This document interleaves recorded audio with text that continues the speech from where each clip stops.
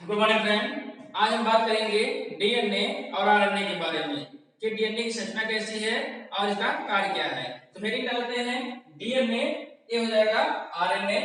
DNA का पूरा नाम है डीऑक्सी राइबो न्यूक्लिक एसिड और आरएनए का नाम है राइबो न्यूक्लिक एसिड। तो सबसे पहले हम लोग डीएनए के बारे में डिटेल से समझेंगे, तब आरएनए के बारे में देखेंगे और फिर देखेंगे दोनों में क्या अंतर होता है। तो जो डीएनए होता है, ये जो होता है सभी जीवों में, चाहे वो पौधे हो या जंतु हो, ये अनुवांशिक पदार्थ का कार्य करता है। एक पीढ़ी के लक्षण को दूसरी पीढ़ी में पहुंचाने का कार्य यही डीएनए करता है। तो जो डीएनए होता है इसकी संरचना डबल हेलिक्स मॉडल होती है।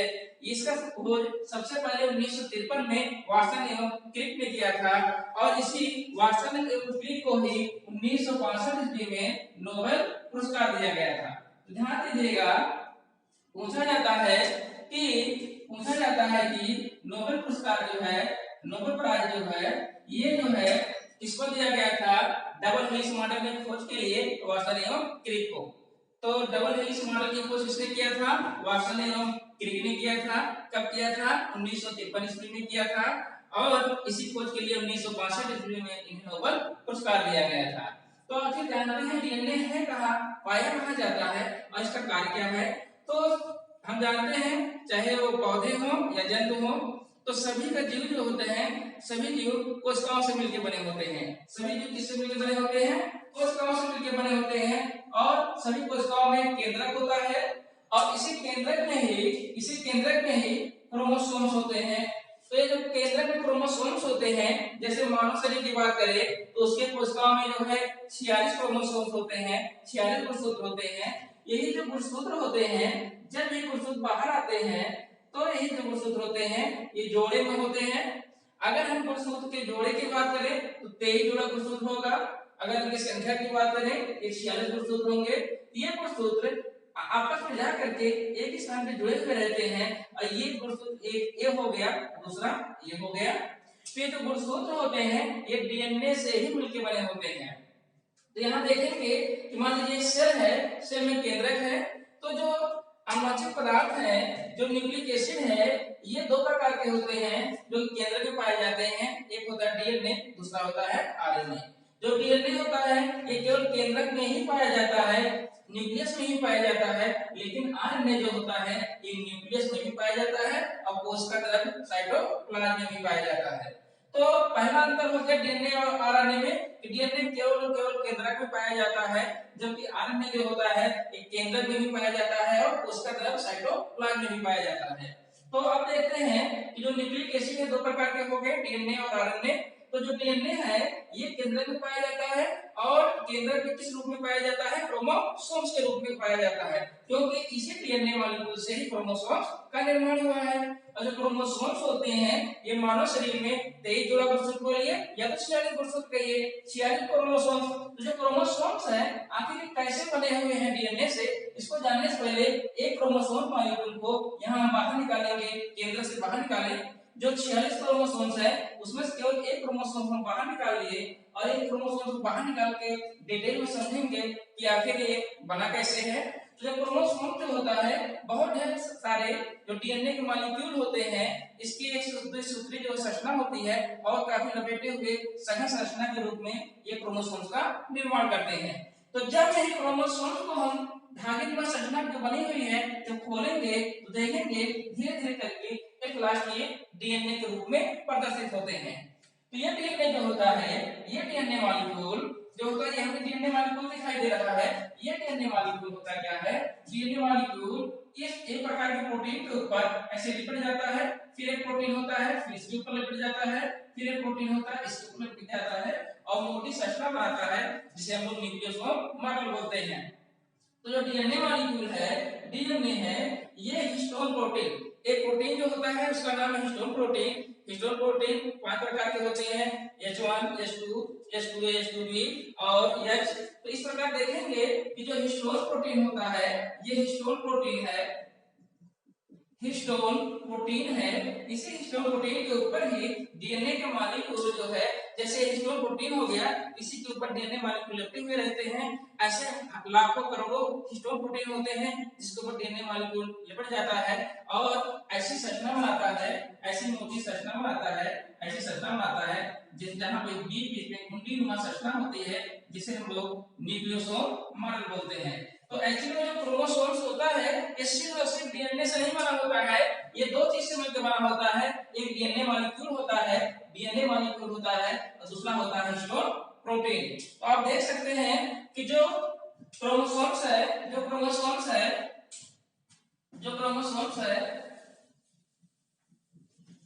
ये डीएनए और हिस्टोन प्रोटीन से मिलकर बना होता है, क्योंकि ये डीएनए मॉलिक्यूल जो होता है इसी हिस्टोन प्रोटीन के ऊपर ही लिपट जाता है, फिर हिस्टोन प्रोटीन में फिर लिपट जाता है, फिर हिस्टोन प्रोटीन ऐसे लिपटते हुए मोटी संरचना बनाता है, और यही जो होता है हिस्टोन प्रोटीन, हिस्टोन प्रोटीन और प्लस डीएनए मॉलिक्यूल ही मिल करके जो होता है ये क्रोमोसोम्स का निर्माण करते हैं। तो क्रोमोसोम जो होता है ये डीएनए और हिस्टोन प्रोटीन के मिलने से बनता है। तो अब यहाँ देखेंगे कि यहाँ हमको डीएनए दिखाई दे रहा है, लेकिन यहाँ पे जो है थोड़ा सा संरचना अगर देखेंगे ध्यान से तो डीएनए मॉलिक्यूल हिस्टोन प्रोटीन के ऊपर लिपटा हुआ रहता है। एक सघन संरचना, बहुत ही गहरी संरचना जब हो जाती है तो ये क्रोमोसोम्स का निर्माण करता है। तो बहुत ही लंबी श्रृंखला होती है जो कि हिस्टोन प्रोटीन को लिपट करके एक मोटी श्रृंखला बनाती है, जिसे हम लोग न्यूक्लियोसोम मॉडल कहते हैं। और यही न्यूक्लियोसोम मॉडल जो होती है जब ये ऐसे करके बहुत संघनित हो जाती है, संघनित हो जाएगी तो एक मोटी संरचना बनाती है जिसे हम लोग क्रोमोसोम्स कहेंगे। तो आप कह सकते हैं कि क्रोमोसोम जो होता है वो हिस्टोन प्रोटीन और डीएनए मॉलिक्यूल के मिलने से बना है। तो ये डीएनए हो गया, ये हो गया हिस्टोन प्रोटीन जिससे मिलकर बना है क्रोमोसोम्स। तो जो डीएनए मॉलिक्यूल होता है अगर हम इसको पूरा खोलें और देखें कि ये डीएनए जो होता है ये आपस में जुड़े डबल संरचना होती है, डबल हेलिक्स मॉडल संरचना होती है। और देखिए एक डबल इधर गया है सूत्री और दो सूत्री होता है, तो एक इधर गया है, तो दोनों आपस में हाइड्रोजन बॉन्ड के द्वारा बंधे हुए रहते हैं। तो ये संरचना ये हो गया वन हेलिक्स, अलग बगल में दूसरा गया है, इसीलिए डीएनए को कहा जाता है डबल हेलिक्स। ध्यान दीजिएगा एक एक्सिस होता है, एक एक्सिस होता है, इसी एक्सिस के चारों ओर जो होता है डबल हेलिक्स होता है। एक है सिंगल हेलिक्स और एक हो गया डबल हेलिक्स, और दोनों आपस में हाइड्रोजन बॉन्ड के द्वारा जुड़े हुए रहते हैं। दोनों आपस में कैसे जुड़े रहते हैं? हाइड्रोजन बॉन्ड से जुड़े रहते हैं। तो ये जो आप डंडीनुमा संरचना देख रहे हैं एक्चुअली में डंडीनुमा संरचना ना होकर के ये हाइड्रोजन बॉन्ड होते हैं। तो सवाल पूछा जाता है कि डीएनए का जो दोनों मॉडल होते हैं, हेलिक्स मॉडल होते हैं, ये आपस में कैसे जुड़े रहते हैं? ये आपस में हाइड्रोजन बॉन्ड के द्वारा जुड़े रहते हैं, जिसे हम लोग एच बॉन्ड भी बोलते हैं। किस बॉन्ड के द्वारा जुड़े रहते हैं? हाइड्रोजन बॉन्ड, जिसे हम लोग एच बॉन्ड बोलते हैं। तो आपस में हाइड्रोजन बॉन्ड के द्वारा जुड़े रहते हैं और डबल हेलिक्स होते हैं। और ये जो डबल हेलिक्स है, अगर किसी डीएनए के एक विशेष प्रकार का खंड जो कि एक विशेष प्रकार के लक्षण को प्रदर्शित करे वही कहलाता है gene. So the fragment of gene which is shows a special type of character known as gene। तो डीएनए का वह खंड जो एक विशेष प्रकार के लक्षण को या एक लक्षण को शो करे वही जीन कहलाता है। ऐसा नहीं है ये खंड जो है ये भी जीन कहलाएगा। अगर ये डीएनए का खंड है और ये लक्षण को शो नहीं करे तो इसे हम लोग जीन नहीं कहेंगे। जीन कहलाने के लिए दो कंडीशन होना चाहिए। पहला कंडीशन होना चाहिए कि डीएनए का खंड हो और दूसरा कि वह विशेष प्रकार का लक्षण शो करे, तभी उसे हम जीन कहेंगे। क्योंकि यही जीन ही होते हैं जो कि जीवों में लक्षण को प्रदर्शित करते हैं। जैसे हमें लंबाई लंबी होगी, छोटी होगी, आंख काला होगा, भूरा होगा, कलर कैसा होगा, बाल का रंग कैसा होगा, शरीर का रंग कैसा होगा, उंगलियां 5 होंगी 10 होंगी, तो ये सब जो होता है ये इसी जीन के लक्षण के ऊपर ही डिपेंड होता है। कहते हैं जीन, लेकिन एक्चुअली में जो जीन है यही लक्षण को प्रदर्शित करता है। जो जीन है इसकी खोज सबसे पहले जो है 1909 में जॉनसन नामक वैज्ञानिक ने किया था और इसको नाम दिया था जीन। कि डीएनए नहीं लक्षण शो करता है, डीएनए के अंदर कुछ स्पेशल खंड होते हैं, स्पेशली फैक्टर होते हैं, खंड होते हैं जो कि एक विशेष प्रकार के लक्षण को शो करते हैं। जैसे जब बायोटेक्नोलॉजी में इसी पर्टिकुलर डीएनए के जो जीन के खंड होते हैं इन्हें ही चेंज कर दिया जाता है। तो जो जीन होते हैं ये डीएनए के खंड होते हैं जो एक विशेष प्रकार के लक्षण को शो करते हैं। जिसको हम लोग जीन कहते हैं, यही जो है लक्षण की इकाई होती है, शो करने की इकाई होती है, जिसकी खोज 1999 में जॉनसन नामक वैज्ञानिक ने किया था और इसको नाम दिया था जीन। तो जीन जो होते हैं डीएनए के क्या है, खंड है जो एक विशेष भाग के लक्षण को शो करते हैं। तो आप देखेंगे कि ये डीएनए मॉलिक्यूल है और इसके खंड को जीन कहेंगे। और जब ये डीएनए मॉलिक्यूल हिस्टोन प्रोटीन के ऊपर लिपट जाते हैं और काफी सघन संरचना बना देते हैं सूत्रीनुमा, और काफी सघन संरचना ही कहलाता है क्या, क्रोमोसोम्स। ये क्रोमोसोम पाया जाता है केंद्रक के अंदर। अब केंद्रक कहां पाया जाता है, कोशिकाओं के अंदर। अब कोशिकाएं कहां पाई जाती है, हमारे शरीर के अंदर। अगर पूरे शरीर से केवल बहुत ही हजार अरबों कोशिकाओं से मिलकर बना है, केवल एक कोशिका निकाल के यहाँ दिखाए और इसके अंदर केंद्रक होता है। एक केंद्रक के अंदर जब देखेंगे तो 23 गुणसूत्र नजर आएगा। अब 23 गुणसूत्र में अगर हम इसी 23 गुणसूत्र में अगर हम एक गुणसूत्र को हम संरचना करें, अगर 23 गुणसूत्र है और एक गुणसूत्र अगर देखें, एक गुणसूत्र अगर देखें तो हमको ये ऐसे नजर आती है। और अगर इस गुणसूत्र को इतने खंड को तो हम देखें कि इसे बना कैसे है, तो आप देखेंगे कि ये ऐसे बना रहता है जिसमें डीएनए मॉलिक्यूल हिस्टोन प्रोटीन के ऊपर क्या हुआ रहता है, लिपटा हुआ रहता है, जिसे हम लोग न्यूक्लियोसोम मॉडल बोलते हैं। ये न्यूक्लियोसोम मॉडल बोला जाता है, न्यूक्लियोसोम मॉडल बोलते हैं, ये न्यूक्लियोसोम कहलाता है। और इस प्रकार देखेंगे एक लास्ट के डीएनए मॉलिक्यूल के रूप में सूत्रीनुमा संरचना के रूप में ये खुल जाता है। और इसके विशेष प्रकार के खंड को हम लोग क्या कहते हैं, जीन, जिसकी खोज 1999 में जॉनसन नामक वैज्ञानिक ने किया था। तो अब ये हो गया थोड़ा सा संरचना के बारे में, डीएनए के बारे में। अब डिटेल में जानते हैं जो डीएनए है, हाँ ध्यान दीजिएगा कि स्पेशल टाइप का जो खंड है जो एक विशेष प्रकार लक्षण को शो करता है, जीन कहलाता है। लेकिन ये खंड जो लक्षण को शो नहीं करेगा इसे वो जीन नहीं कहेंगे। कोई भी खंड चाहे यहाँ से लेके यहाँ तक हो, अगर वो विशेष प्रकार के लक्षण को शो नहीं करेगा उसे वो जीन नहीं कहेंगे। कोई भी खंड हो सकता है छोटा सा खंड ही एक विशेष प्रकार के लक्षण को शो करे, शरीर में लक्षण को शो करे, वही कहलाता है जीन। अब डीएनए के बारे में डिटेल में जानते हैं कि डीएनए बना किससे है। तो अर्थात समझेंगे जो डीएनए होता है इसे हम लोग पॉलीन्यूक्लियोटाइड बोलते हैं। पॉली मींस बहुलक होता है, किसका, न्यूक्लियोटाइड का। जैसे किडनी जो होता है इसका जो यूनिट होता है मोनोमर होता है, ये नेफ्रॉन होता है। और तंत्रिका तंत्र जो होता है इसका यूनिट होता है न्यूरॉन। उसी प्रकार डीएनए जो डीएनए होता है इसका जो एकलक होता है, ध्यान दीजिएगा ये पूछा जाता है कि डीएनए का जो एकलक होता है, डीएनए का जो यूनिट होता है, डीएनए का जो मोनोमर होता है ये होता है न्यूक्लियोटाइड। ये सवाल पूछा जाता है कि डीएनए किससे मिलकर बना होता है, तो न्यूक्लियोटाइड से मिलकर बने होते हैं। एक न्यूक्लियोटाइड, दो न्यूक्लियोटाइड, तीन न्यूक्लियोटाइड, 4, 5, 6, 7 लाखों न्यूक्लियोटाइड मिलकर चले जाते हैं और इस प्रकार डीएनए का क्या करता है, संरचना का निर्माण करता है। अगर हम कहें कि डीएनए का डबल हेलिक्स मॉडल है, एक्चुअली में ये यहाँ से यहाँ तक एक न्यूक्लियोटाइड है, फिर यहाँ से यहाँ तक एक न्यूक्लियोटाइड है, तो ये यहाँ से यहाँ तक एक न्यूक्लियोटाइड, यहाँ से यहाँ तक दूसरा न्यूक्लियोटाइड, यहाँ से यहाँ तक तीसरा न्यूक्लियोटाइड, यहाँ से यहाँ तक चौथा, पांचवा, छठवां। तो ये सब एक खंड है जिसे हम लोग न्यूक्लियोटाइड बोलते हैं। तो यहाँ से यहाँ तक एक न्यूक्लियोटाइड है। ध्यान देखेंगे यहाँ से यहाँ तक के जो खंड होते हैं इसे हम लोग न्यूक्लियोटाइड बोलते हैं। और यही न्यूक्लियोटाइड लाखों करोड़ों में जुड़ जाते हैं, 1, 2, 3, 4 ऐसे एक न्यूक्लियोटाइड, दूसरा न्यूक्लियोटाइड, तीसरा न्यूक्लियोटाइड जुड़ करके जो बहुत लंबी श्रृंखला बनाते हैं इसे ही कहा जाता है पॉलीन्यूक्लियोटाइड। तो जो डीएनए होते हैं पॉलीन्यूक्लियोटाइड होते हैं और ये किसके मोनोमर होते हैं, न्यूक्लियोटाइड के होते हैं। तो डीएनए अगर पूछा जाए डीएनए क्या है, आप बताएंगे पॉली मींस बहुलक होता है, किसी चीज का बहुत ज्यादा जुड़ जाता है, बहुत ढेर सारा होता है, इसे कहते हैं पॉली, ऐसे बोला जाता है पॉलीन्यूक्लियोटाइड। तो ध्यान से देखेंगे तो जो न्यूक्लियोटाइड है ये एक खंड है, सिर्फ इतना बड़ा खंड न्यूक्लियोटाइड, एक न्यूक्लियोटाइड, यहाँ से यहाँ तक दो न्यूक्लियोटाइड, यहाँ से यहाँ तक तीसरा न्यूक्लियोटाइड, यहाँ से यहाँ तक चौथा न्यूक्लियोटाइड। और ऐसे जब ये लाखों जुड़ जाते हैं तो इसे ही बोला जाता है पॉलीन्यूक्लियोटाइड। तो जो डीएनए होते हैं बहुलक होते हैं। पूछा जाता है डीएनए क्या है, आप बताएंगे बहुलक है। डीएनए किसका बहुलक है, डीएनए न्यूक्लियोटाइड का बहुलक है। और डीएनए के बहुलक को क्या बोला जाता है, डीएनए के बहुलक जो होते हैं, पॉलीमर जो होते हैं, उनको बोला जाता है पॉलीन्यूक्लियोटाइड। तो जो डीएनए होते हैं ये पॉलीन्यूक्लियोटाइड है। क्या है, पॉलीन्यूक्लियोटाइड है, बहुत ही इंपॉर्टेंट है, इसको ध्यान दीजिएगा कि डीएनए का मोनोमर क्या है, न्यूक्लियोटाइड। तो एक न्यूक्लियोटाइड है, जब ही लाखों न्यूक्लियोटाइड आपस में जुड़ जाते हैं, मिल जाते हैं, तब क्या बनाते हैं, पॉलीन्यूक्लियोटाइड बनाते हैं।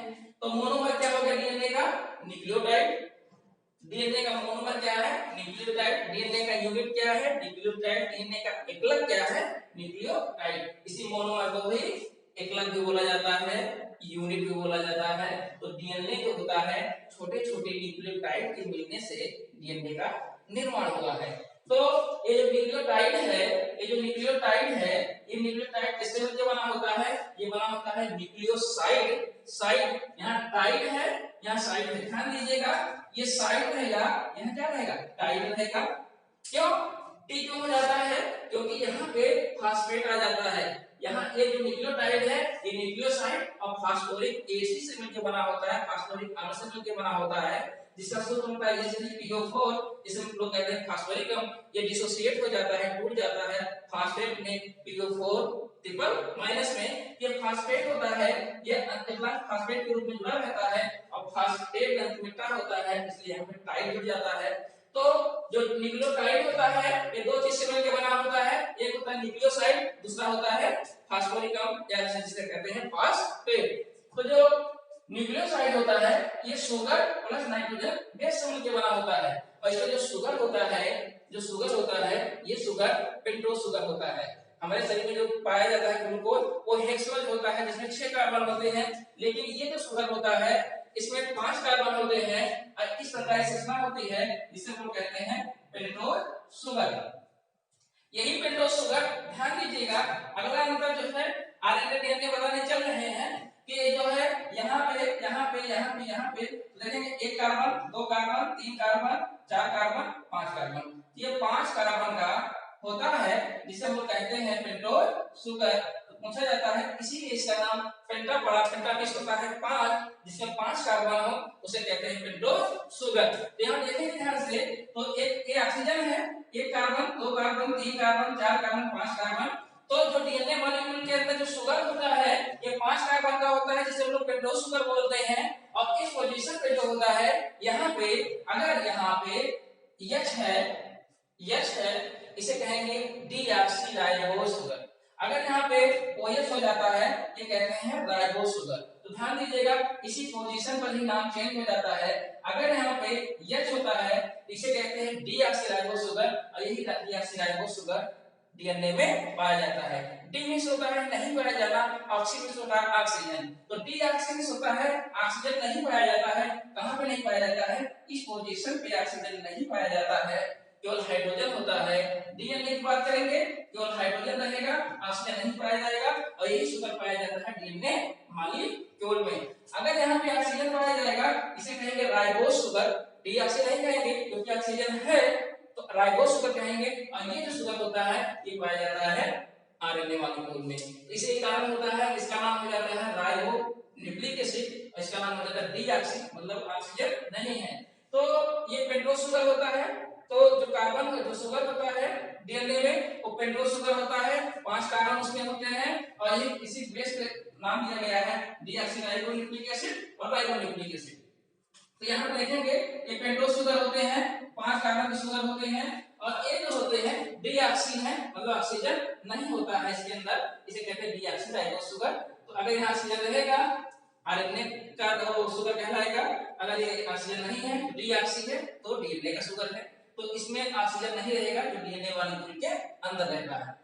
तो ये शुगर हो गया। अगला हो गया नाइट्रोजन बेस। नाइट्रोजन बेस इसलिए कहा गया है क्योंकि ये क्षार होते हैं जो कि नाइट्रोजन से मिलकर बने होते हैं। इसके अंदर जो एलिमेंट होता है वो नाइट्रोजन मेन होता है, यही कारण है इसे कहा जाता है नाइट्रोजन बेस। क्योंकि इसका बिहेवियर क्षारीय होता है, 7 से ज्यादा इसका पीएच मान होता है, इसलिए इसे बेस कहते हैं। और ये ऐसा केमिकल होता है, पदार्थ होता है जिसमें नाइट्रोजन मेन कंपोनेंट के फॉर्म में होता है, यही कारण होता है इसे नाइट्रोजन बेस बोला जाता है। ये 2 प्रकार का होता है, एक होता है प्यूरिन, दूसरा होता है pyrimidine। जो प्यूरिन होता है वो A और G होता है और जो pyrimidine होता है वो T और C होता है। तो आप ध्यान से देखेंगे जो A है इसे कहते हैं एडेनिन और जो G है इसे कहते हैं ग्वानिन, T है थायमिन, C है साइटोसिन। तो जो एडेनिन है, ग्वानिन है, थायमिन है, साइटोसिन। अगर हम प्यूरिन को याद करना चाहें Ag याद कर लें, इसको TC हो जाता है। तो जो A है ये T के साथ बॉन्ड बनाता है, जो G है ये C के साथ बॉन्ड बनाता है। तो एक जो बॉन्ड बनाएंगे ये हाइड्रोजन बॉन्ड बनाएंगे। कैसा बॉन्ड बनाएंगे? हाइड्रोजन बॉन्ड बनाएंगे। और ए और टी हमेशा जो है डबल बॉन्ड बनाएंगे, इसे डबल हाइड्रोजन बॉन्ड कहते हैं। और जी और सी हमेशा ट्रिपल बॉन्ड बनाते हैं। इसको ध्यान दीजिएगा, ए और टी जो है डबल बॉन्ड बनाते हैं और दोनों बॉन्ड हाइड्रोजन बॉन्ड होते हैं, सबसे वीक बॉन्ड होते हैं। और जो जी और सी होते हैं ये ट्रिपल बॉन्ड बनाते हैं, ये भी हाइड्रोजन बॉन्ड ही होता है। तो एडेनिन, गुआनिन, थायमिन और साइटोसिन, एजी, टीसी करके हम लोग याद कर लेते हैं। ये जो नाइट्रोजन बेस होता है इसका बिहेवियर क्षार के समान होता है, इसलिए इसे बेस कहा जाता है। और मेन कंपोनेंट नाइट्रोजन होता है, इसलिए इसे नाइट्रोजन बेस बोला जाता है। तो इतना हो गया शुगर और नाइट्रोजन बेस के बारे में। तो जब ये शुगर और नाइट्रोजन बेस मिलते हैं इसे हम कहते हैं न्यूक्लियोसाइड। ध्यान दीजिएगा, ये होता है न्यूक्लियोसाइड। और जैसे ही इसके साथ फास्फोरस मिल जाता है इसे हम कहेंगे न्यूक्लियोटाइड। तो क्या बन जाता है? न्यूक्लियोटाइड। यहां ध्यान से देखेंगे, जैसे देख लीजिए एक बार, ध्यान दीजिएगा, जब कभी यही जो होता है शुगर और प्लस नाइट्रोजन बेस मिल जाते हैं, ये दोनों सामूहिक रूप से कहा जाता है न्यूक्लियोसाइड बोला जाता है। जब इसी न्यूक्लियोसाइड में फास्फोरस जुड़ जाता है इसे कहा जाता है न्यूक्लियोटाइड बोला जाता है। क्या बोला जाता है? न्यूक्लियोटाइड बोला जाता है। अब इसी का जो पॉलीमर होता है, पॉलीफॉर्म होता है, ढेर सारे जब जुड़ जाते हैं इसे कहा जाता है पॉलीन्यूक्लियोटाइड बोला जाता है। और यही पॉलीन्यूक्लियोटाइड क्या होता है? डीएनए होता है। ध्यान से देखेंगे, एक पॉलीन्यूक्लियोटाइड क्या होगा? डीएनए होगा। यहां देखेंगे ध्यान से कि जब शुगर मिला और नाइट्रोजन बेस मिले, तो शुगर और नाइट्रोजन बेस के मिलने से बना न्यूक्लियोसाइड। और जब इसी न्यूक्लियोसाइड में हम लोग फास्फोरस को ऐड कर दिए, मिला दिए, फास्फेट को मिला दिए, तो बन गया न्यूक्लियोटाइड। यही न्यूक्लियोटाइड के काफी लंबी श्रृंखला जो जुड़ती हुई चली जाती है, यही न्यूक्लियोटाइड है। ध्यान दीजिएगा, यही न्यूक्लियोटाइड, एक न्यूक्लियोटाइड, दो न्यूक्लियोटाइड, तीन न्यूक्लियोटाइड, चार न्यूक्लियोटाइड, यही मोनोमर है इसका डीएनए का। डीएनए का क्या है? मोनोमर कहलाता है, एकलक कहलाता है, यूनिट कहलाता है। जब ये न्यूक्लियोटाइड की ढेर सारी श्रृंखलाएं आपस में जुड़ती हुई चली जाती हैं तो बनाती हैं पॉलीन्यूक्लियोटाइड। यही पॉलीन्यूक्लियोटाइड को हम लोग क्या बोलते हैं? डीएनए। ये पॉलीन्यूक्लियोटाइड श्रृंखला क्या है? डीएनए। हम लोग कैसे डीएनए दिखाई दे रहा है, मान लीजिए ये डीएनए है, ये डीएनए है, लेकिन इसमें डीएनए नहीं होता है, ये डीएनए से छोटे-छोटे न्यूक्लियोटाइड के खंड जुड़े हुए रहते हैं और ये काफी लंबी श्रृंखला जो बना देते हैं, इसे कहा जाता है पॉलीन्यूक्लियोटाइड। और यही जब आपस में जुड़ जाते हैं क्या हो जाते हैं? डीएनए। तो ये जो डीएनए है ये पॉलीन्यूक्लियोटाइड होते हैं, जिसका एकलक होता है न्यूक्लियोटाइड। ये न्यूक्लियोटाइड की श्रृंखला के बने होते हैं। अब हम आपको बताते हैं कि ये जो डीएनए मॉलिक्यूल है, अब इसको हम मिटाना चाहते हैं, यहाँ मिटा दें तभी हम आपको बता सकते हैं कुछ। तो जो डीएनए मॉलिक्यूल है आखिर आप लोग बनाएंगे कैसे? कि डीएनए मॉलिक्यूल अगर हमको बनाना रहे, कि डीएनए अगर हम बनाना चाहें तो कैसे बनाएंगे, इसका स्ट्रक्चर कैसे होगा, इसका विवरण कैसे होता है, इसको अगर जानना चाहें तो आप ये बनाएंगे, जान सकते हैं। यहाँ थोड़ा देख लीजिए डीएनए मॉलिक्यूल के बारे में कि जो डीएनए मॉलिक्यूल होता है इसके जो ऊपर की चौड़ाई होती है ये एक एक्सिस के जैसे एक एक्सिस है, इसी के चारों ओर ऐसे लिपटा हुआ रहता है, ऐसे लपेटा हुआ रहता है, ऐसे लिपटा हुआ रहता है। तो जो डीएनए मॉलिक्यूल का जो ऊपर का जो लंबाई होता है ये 20 एंगस्ट्रॉम होता है और एक जो बांड होते हैं इसके बीच की जो दूरी होती है 3.4 एंगस्ट्रॉम का होता है। अगर इसे के 10 खंडों की बात करें ये 34 एंगस्ट्रॉम होगा। तो ये एक्सिस के थ्रू जो है चारों ओर लिपटे हुए रहते हैं, इसे डीएनए बोला जाता है। इसकी जो चौड़ाई होती है 20 एंगस्ट्रॉम और एक खंड की जो लंबाई होती है 3.4 एंगस्ट्रॉम। अगर ये 10 खंड की लंबाई की बात करें तो ये 34 एंगस्ट्रॉम हो जाता है। अगर हम डीएनए मॉलिक्यूल बनाना चाहें कि आखिर डीएनए मॉलिक्यूल कैसे बने, तो हम बनाने के एक तरीका सिखा दे रहे हैं, इसको देख लीजिए आप लोग कि डीएनए मॉलिक्यूल कैसे बनाया जाता है। यहां देखेंगे कि डीएनए मॉलिक्यूल है, दो पेन को ऐसे लगाएंगे और इस प्रकार एक डीएनए मॉलिक्यूल बन जाएगा। तो जो डीएनए मॉलिक्यूल है बहुत ही आसान है बनाना। तो डीएनए मॉलिक्यूल जब डिवाइड होते हैं आपस में तो ऐसे होंगे, फिर आप ऐसे करिएगा और फिर यहां से बना देंगे ऐसे, फिर यहां से बना देंगे ऐसे। इस प्रकार देखेंगे तो डीएनए मॉलिक्यूल दो जो है कुंडली में संरचना बन जाती है। आप यहाँ देखेंगे कि कैसे डीएनए मॉलिक्यूल दो डीएनए मॉलिक्यूल में बदल गया। यहाँ से डीएनए मॉलिक्यूल था और यहाँ से डिवाइड होना स्टार्ट हुआ, यहाँ से डिवाइड होना स्टार्ट हुआ और इस प्रकार ये जो है दो डीएनए मॉलिक्यूल के डॉटर डीएनए बोला जाता है, बदल जाता है। इस प्रकार डीएनए मॉलिक्यूल खुलता है और खुलने के बाद जो है फिर ऐसी संरचना बनती है। इससे बनने के बाद ये इस तरह की संरचना बना लेते हैं। अब लोग पेन को जो है दो पेन को आपस में लगाएंगे और ऐसे खींचते हुए चले जाएंगे, ऐसे दोनों को आपस में सटाएंगे और सटाने के बाद ऐसे बनाते हुए चले जाएंगे तो डीएनए मॉलिक्यूल अपने आप बन जाएगा।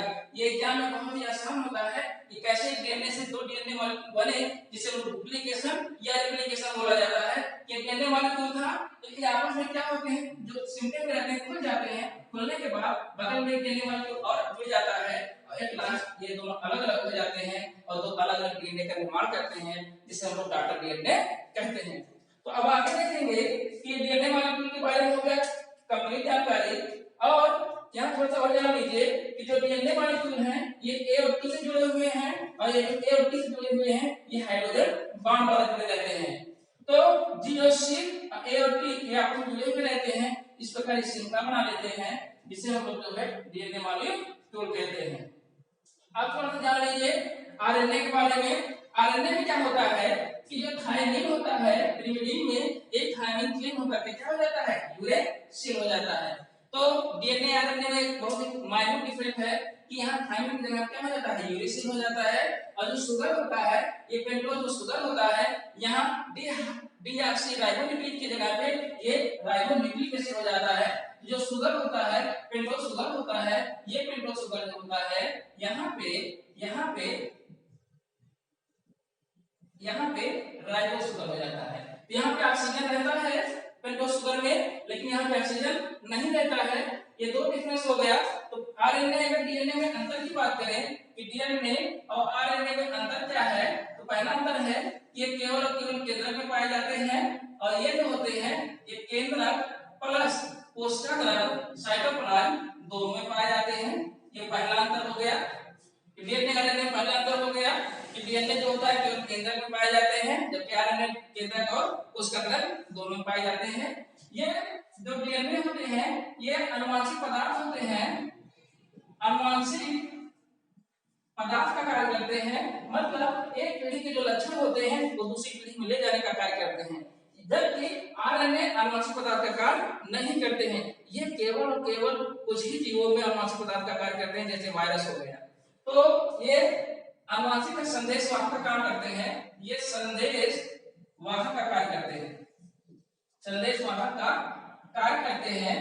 तो डीएनए अनुवांशिक पदार्थ है, आरएनए संदेश वाहक का कार्य करता है। ये जो होता है डबल हेलिक्स मॉडल का होता है, डबल हेलिक्स होता है, डबल हेलिक्स होता है, जबकि ये सिंगल हेलिक्स होता है। ध्यान दीजिएगा ये सिंगल हेलिक्स होता है, जो आरएनए होता है सिंगल हेलिक्स होता है, जबकि डीएनए जो होता है डबल हेलिक्स होता है। यहां पे जाना पड़ेगा। आगे देखेंगे कि जो डीएनए होता है ये डबल हेलिक्स होता है। डबल हेलिक्स आपने देखा डबल हेलिक्स होते हैं, जबकि आरएनए जो है ऐसे रहेंगे और वो सिंगल हेलिक्स रहते हैं, डबल हेलिक्स नहीं होते हैं। आगे जो अंतर है, अगला अंतर है वो अगला अंतर है कि जो डीएनए होते हैं इसमें जो शर्करा होता है ये डीऑक्सीराइबोज शर्करा होता है, जैसा कि इसके नाम से आप लोग जानते हैं डीऑक्सीराइबोज शर्करा होता है, जबकि इसमें राइबोज शर्करा होता है। इसमें कैसा शर्करा रहेगा, राइबोज शर्करा रहेगा। ये चौथा अंतर हो गया। पांचवा अंतर जो होता है डीएनए आरएनए में ये है कि इसमें जो नाइट्रोजन बेस होता है ये थायमिन होता है। नाइट्रोजन बेस क्या होता है, ये थायमिन होता है, थायमिन होता है, लेकिन इसमें क्या होता है यूरेसिल होता है, यूरेसिल होता है। तो डीएनए में नाइट्रोजन बेस थायमिन होता है, इसमें क्या होता है यूरेसिल होता है। ये बहुत ही इंपॉर्टेंट डिफरेंस है डीएनए और आरएनए में, आप जानते रहिए। इसके बाद आप देखते हैं थोड़ा सा कि जो आरएनए है, जो आरएनए होता है इसमें राइबोज शर्करा होती है, जबकि डीएनए में डीऑक्सीराइबोज होती है। आगे बेस थायमिन की जगह क्या होता है यूरेसिल होता है। आगे इसकी संरचना सिंगल स्ट्रैंड होती है, एक लग के रूप में होते हैं और एकलक होते हैं, मतलब सिंगल स्ट्रैंड होते हैं। एक खंड जो होते हैं ऐसे रहेंगे, ऐसे रहेंगे और ऐसे रहते हैं, और जब ये जो होते हैं डीएनए डबल हेलिक्स रहते हैं, डीएनए डबल हेलिक्स रहते हैं, जबकि आरएनए सिंगल स्ट्रैंड रहते हैं। कार्य क्या होता है इसका? प्रोटीन संश्लेषण का कार्य होता है, जबकि डीएनए का क्या कार्य है? ये अनुवांशिक पदार्थ का वाहक का कार्य करता है। तो लक्षणों को ले जाने का कार्य डीएनए करता है और प्रोटीन संश्लेषण का कार्य क्या करता है? आरएनए करता है। आरएनए कितने प्रकार के होते हैं? आरएनए 3 प्रकार के होते हैं, एमआरएनए, टीआरएनए और आरआरएनए। यह मतलब होता है मैसेंजर आरएनए, ये मैसेज को लेके जाते हैं। टीआरएनए में होता है ट्रांसफर आरएनए, ये एक आरएनए को जो कि अमीनो अम्ल होते हैं उसको ट्रांसफर आने ले जाने का कार्य करते हैं। और जो आरआरएनए होता है जिसको हम लोग राइबोसोमल आरएनए कहते हैं, ये राइबोसोम के निर्माण में भाग लेते हैं और वहीं से क्या बनाते हैं? प्रोटीन संश्लेषण का कार्य करते हैं। तो जो मैसेंजर आरएनए होता है, अगर इसको आप ध्यान से समझेंगे कि पूरी प्रोसेस होती कैसे है, यहाँ आप देखेंगे कि प्रोटीन संश्लेषण कैसे होता है, बहुत ही आराम से आपको समझ में आ जाएगा कि प्रोटीन संश्लेषण कैसे होता है। ध्यान से देखिए होता क्या है। सबसे पहले जो कोशिका होता है, इस कोशिका में होता है केंद्रक। अब केंद्रक में क्या होता है? डीएनए। मान लीजिए केंद्रक हो गया, केंद्रक में क्या है? डीएनए है। ये डीएनए ट्रांसक्रिप्शन के द्वारा, ट्रांसक्रिप्शन से जो है ये प्रोसेस होता है ट्रांसक्रिप्शन, और ट्रांसक्रिप्शन के द्वारा ये आरएनए का निर्माण करते हैं। किसका निर्माण करते हैं? आरएनए। ये जो आरएनए होता है वो होता है एमआरएनए। तो ये ट्रांसक्रिप्शन के द्वारा जो है, ट्रांसक्रिप्शन के द्वारा जो है आरएनए का निर्माण करते हैं। तो ध्यान दीजिएगा, ध्यान दीजिएगा, इसको हम लोग अब हटा दे रहे हैं क्योंकि हमको थोड़ा सा लंबा समझाना पड़ेगा।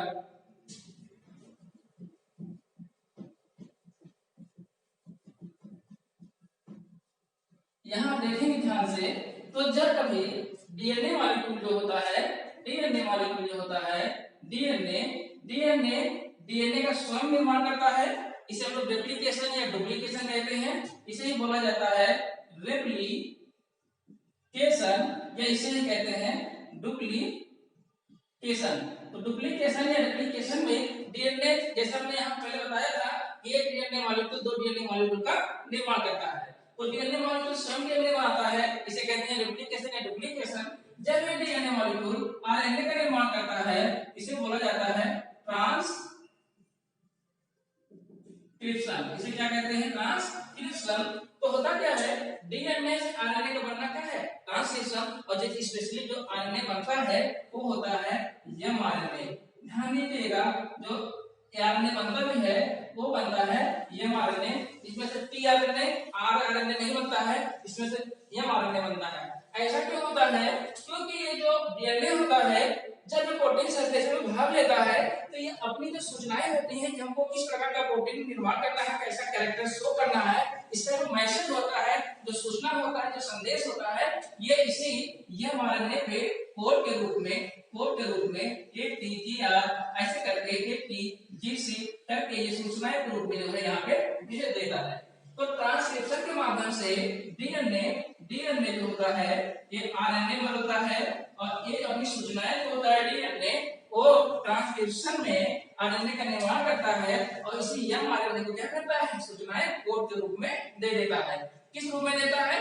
ट्रिपलेट कोडान के रूप में देता है। ध्यान दीजिएगा, ट्रिपलेट कोडान के रूप में जो है, ट्रिपलेट कोडान के रूप में जो है अपनी सूचनाएं इसी एमआरएनए को दे देगा कि आप जाइए और प्रोटीन संश्लेषण का निर्माण करिए।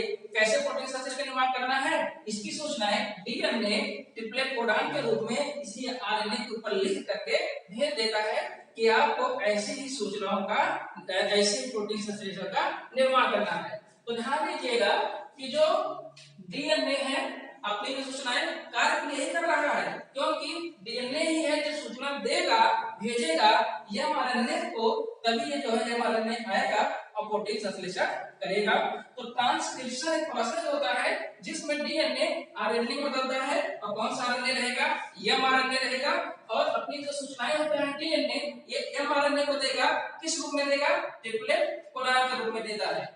जब एक ट्रिपलेट कोडान के रूप में डीएनए अपनी सूचनाओं को आरएनए को दे देगा, जिसे लोग ट्रांसक्रिप्शन कहेंगे, तो ये आरएनए क्या करता है, इस केंद्रक से, केंद्रक छिद्र होते हैं और इस केंद्रक से ये आरएनए जो है सूचनाओं को लेकर के उसका द्रव्य में आ जाता है। तो यहाँ जो है ये जो सूचनाएं लेकर के आता है कौन, mRNA। कौन भेजा है, डीएनए ने भेजा है। किस रूप में भेजा है, एक ट्रिपलेट कोडान के रूप में भेजते हैं, कौन, डीएनए ने भेजा है।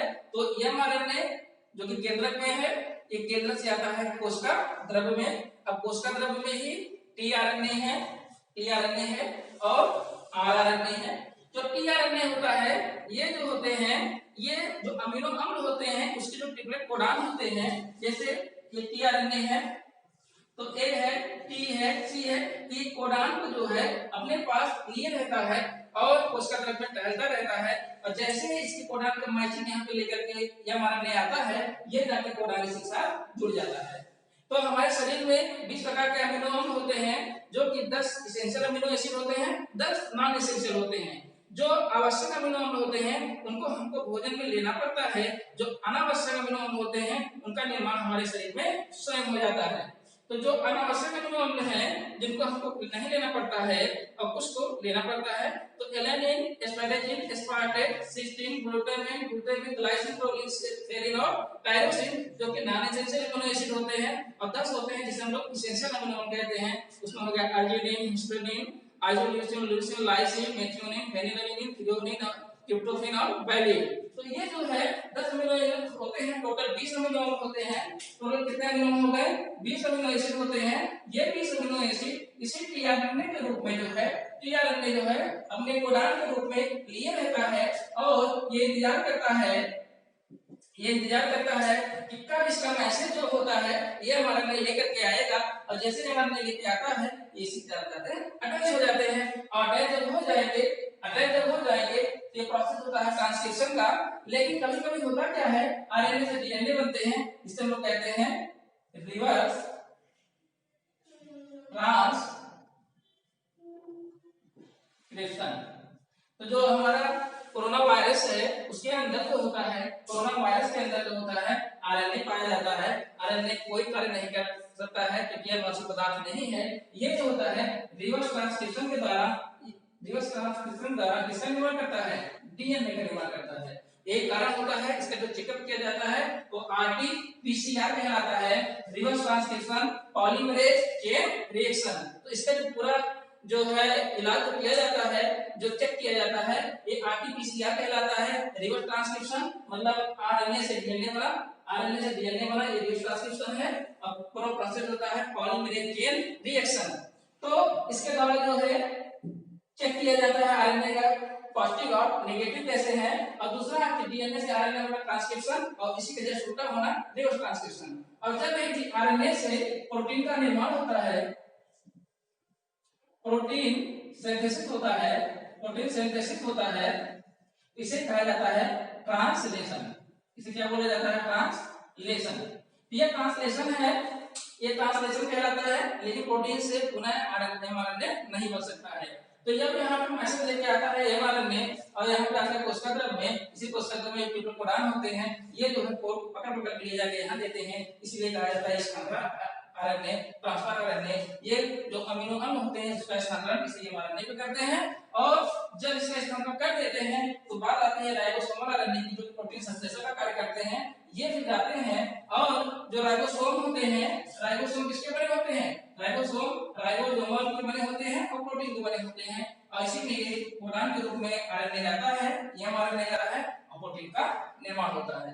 ये पूरा प्रोसेस होता है, कैसे प्रोटीन का संश्लेषण होता है, आरएनए कैसे भाग लेता है। आरएनए 3 प्रकार के होते हैं, एमआरएनए, टीआरएनए और rRNA. MRNA messenger RNA, transfer RNA और राइबोसोमल आरएनए। क्या कार्य है आपने इसको देखा, क्या डिफरेंस है दोनों में ये देख लिए। और डबल हेलिक्स मॉडल है, कैसे है, क्या है, ट्रांसक्रिप्शन ट्रांसलेशन, और कैसे डबल हेलिक्स मॉडल कैसे बनाया जाता है, डुप्लीकेशन क्या होता है, ट्रांसक्रिप्शन क्या होता है और ट्रांसलेशन क्या होता है। ये सामान्य जानकारी है डीएनए के बारे में जो अक्सर एग्जाम में पूछा जाता है। तो यहाँ जो अगर अलग से अगर कंपटीशन में देना हो और उसको जो अलग से पूछते हैं कुछ क्वेश्चन उसको ध्यान दीजिएगा, उसको लिख लीजिए आप लोग, क्योंकि एक्सेल एग्जाम में पूछ लिया जाता है ऑब्जेक्टिव क्वेश्चन के रूप में पूछा गया जाता है कि जो डीएनए होते हैं, ध्यान दीजिएगा, डीएनए जो होते हैं वो डबल हेलिक्स मॉडल में होते हैं, जबकि आरएनए क्या होता है सिंगल मॉडल स्ट्रैंड में होते हैं, सिंगल हेलिक्स होते हैं। लेकिन लेकिन ध्यान दीजिएगा ये जो डीएनए है, ये जो डीएनए है ये कुछ वायरस में जो होता है सिंगल स्ट्रैंड में होता है। और यही सवाल पूछता है कि ऐसा कौन सा जीव है जिसमें डीएनए डबल हेलिक्स ना होकर के सिंगल स्ट्रैंड में होता है, सिंगल हेलिक्स में होता है। तो जो वायरस है वो है हाई गुडे 174 पॉलीफेज वायरस होता है, जिसमें डीएनए सिंगल स्ट्रैंड के रूप में होता है, यहाँ डबल हेलिक्स मॉडल में नहीं होता है। दूसरा वायरस है S13E कोली फेज वायरस बोलते हैं इसको। ये जो दोनों वायरस हैं, इस वायरस में डीएनए जो होता है वो सिंगल स्ट्रैंड में होता है, किसी अवस्था में रहेगा सिंगल हेलिक्स में रहेगा, सिंगल स्ट्रैंड में रहेगा। ये दोनों क्वेश्चन पूछा जाता है अगर 5 गुणे 174 पॉलीफेज वायरस है या फिर S13E पॉलीफेज वायरस हो, इन दोनों वायरस में जो होता है, यहाँ देखेंगे डीएनए आरएनए में अंतर, तो डीएनए जो होता है डबल हेलिक्स होता है, आरएनए सिंगल स्ट्रैंड होता है। लेकिन एक एक्सेप्शन होता है, अपवाद होता है कि जहां पे डीएनए डबल हेलिक्स ना होकर के सिंगल हेलिक्स में रहेगा, उसको रहेगा 5 पॉलीफेज वायरस रहेगा या फिर S13E पॉलीफेज वायरस रहेगा। इन दोनों ही वायरस में डीएनए सिंगल स्ट्रैंड में रहते हैं। इसी प्रकार आप आरएनए को देखेंगे, आरएनए जो होता है ये नॉर्मली सिंगल स्ट्रैंड में रहेगा, सिंगल हेलिक्स में रहेगा। लेकिन कुछ जीव ऐसे हैं जिसमें आरएनए डबल हेलिक्स रहता है, वो कौन से जीव हैं ये सवाल पूछता है। तो जो जीव है वो है WOUNT कुल वायरस होता है, और जो दूसरा होता है कैंसर वायरस।